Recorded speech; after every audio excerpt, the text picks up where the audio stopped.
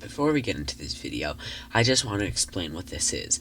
This is a writing project that I was tasked with and decided that it would be interesting to put into a YouTube video, as I didn't know what I should make this week, and I just decided to do this. Basically, the idea is to mostly world-building themed, but the thing that I got, basically, to make was, what if the internet was created in 1915, and how would it work, what would it be like, what would be kind of the effects, stuff like that. This is probably going to be more writing themed rather than history themed or science themed, because I'm not too good at either of those. Definitely better at writing, so this probably isn't going to be that scientifically accurate, but let's begin. During the year 1914, a project was funded by the American military as a possible way of communicating quickly if they were to join the war. They ended up creating machines like radios, and originally used a lot of parts from radios to transmit better and more complex signals. Eventually, after about a year of designing, they first released a new creation to the public. Quite quickly, the designs were used by other countries to try and replicate it.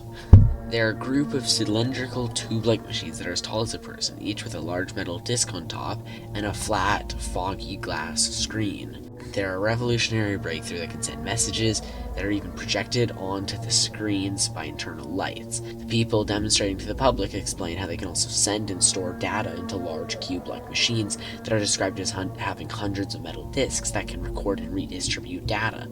The public clamors to find a way to get access to the new and wonderful technology, so the scientists begin trying to figure out as many uses, other than sending messages, to have them be open to the public.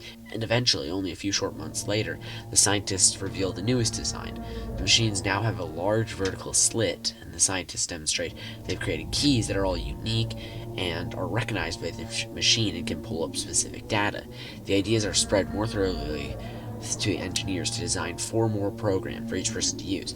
In a matter of no time, there is an access port, which is what they have been named by the public, on all major parts of the city, and a key in the hands of the lucky and the rich. These 4 programs, which is what they've been named by the public, are radio, letters, conversation, and image viewer. Radio plays whatever's going on in that day's news and provides a display of the newspaper stories.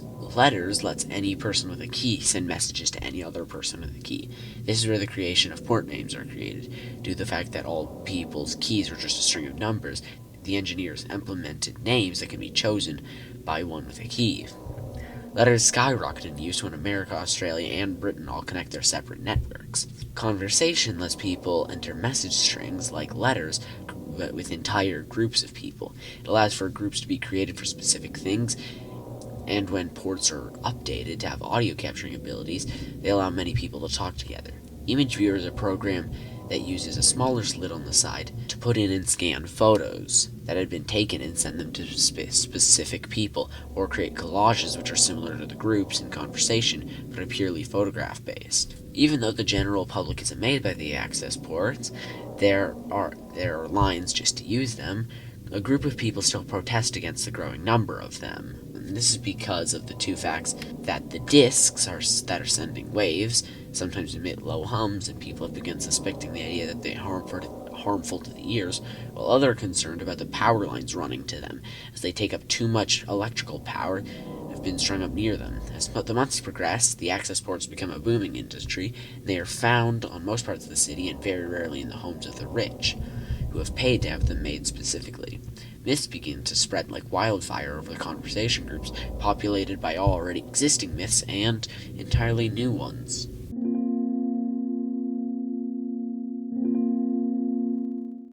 So this is kind of a separate part. I originally planned this to be a 2-parting video, but it basically wouldn't work to do that because of some things. I wasn't able to write enough for that.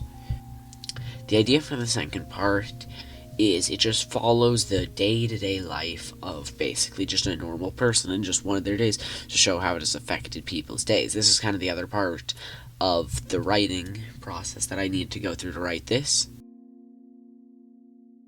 Joseph Miller had awakened earlier than they would have wanted, but decided to have an early breakfast. They passed their bedside table, holding photos of their family, a carving knife, and a calendar reading 1915, November 3rd. They walked down their small, dusty main hall. As routine, they grabbed the milk jars and the newspaper from outside and began to read them, and they decided they could walk to work instead of taking the trolley. They stepped out into the city that was whipped by cold winds and had a smell of unknown gases and petrichor.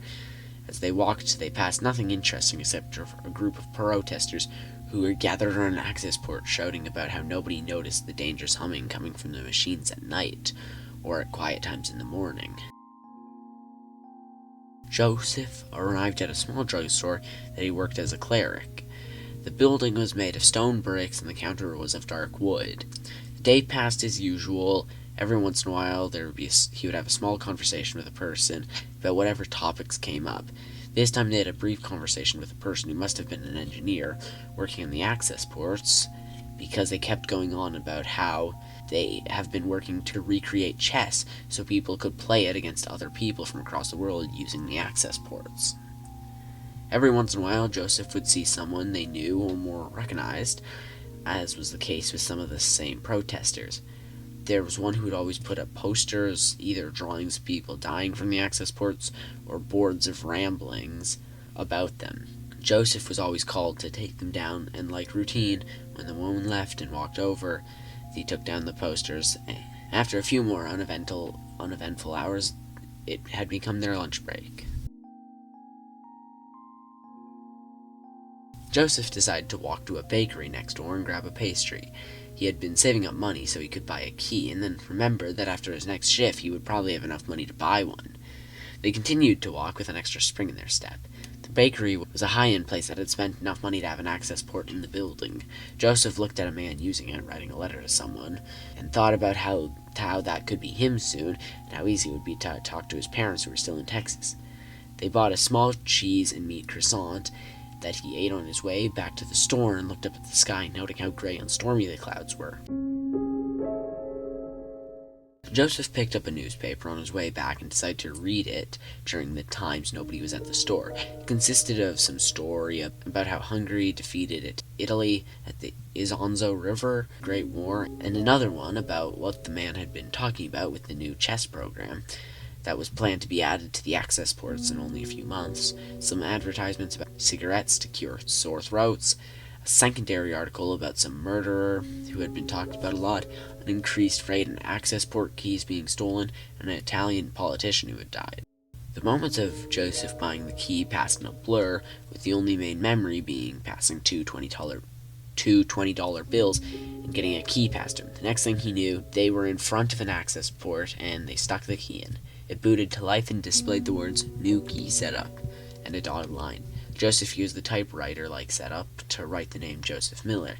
It displayed a "Please Wait" symbol and then loaded into a display of the 4 programs. He used the 4 buttons in the shape of arrows to select Image Viewer and then looked around it. They were surprised at how good it displayed images. It seemed Joseph had spent almost 2 hours just looking at different groups and the images its members had taken. Joseph had already joined some of the groups made for sharing pictures of the moon. Joseph had, after using Image Viewer a while, decided to try conversation. When they opened it up, there was a dotted line to type in a name or a word for a group.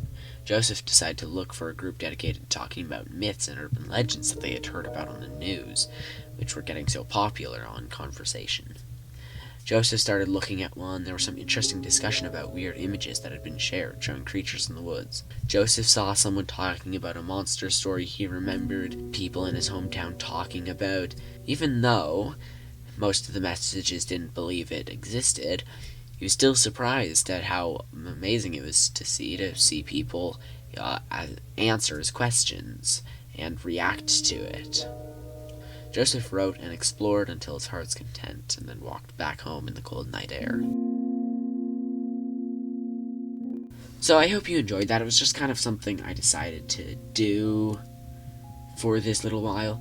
I've been kind of thinking about some stuff when it comes to my YouTube channel, which is kind of just something I wanted to put in here. I might put it in something else, like I might make a smaller video about this, but yeah, I kind of just wanted to put this in the end, which is I don't know. I don't want to get too personal with some of the things, but I've been feeling a lot overworked with my channel, and I feel like it's been bleeding in way too much into my normal life with constantly thinking about it and obsessing over it, because I don't know, it always seemed like I never get that many views or any interaction, and I still want to make things even if no one cares, but it's kind of just makes me feel a bit weird when there's just nothing going on.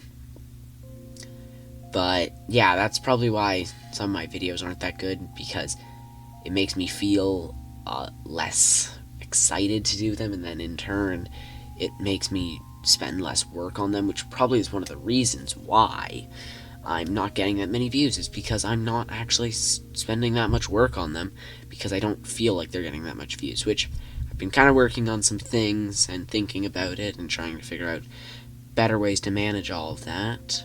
But yeah, I hope you enjoyed this. I know my writing's not the best, it's probably not that good, but I hope you enjoyed it anyway, and good night.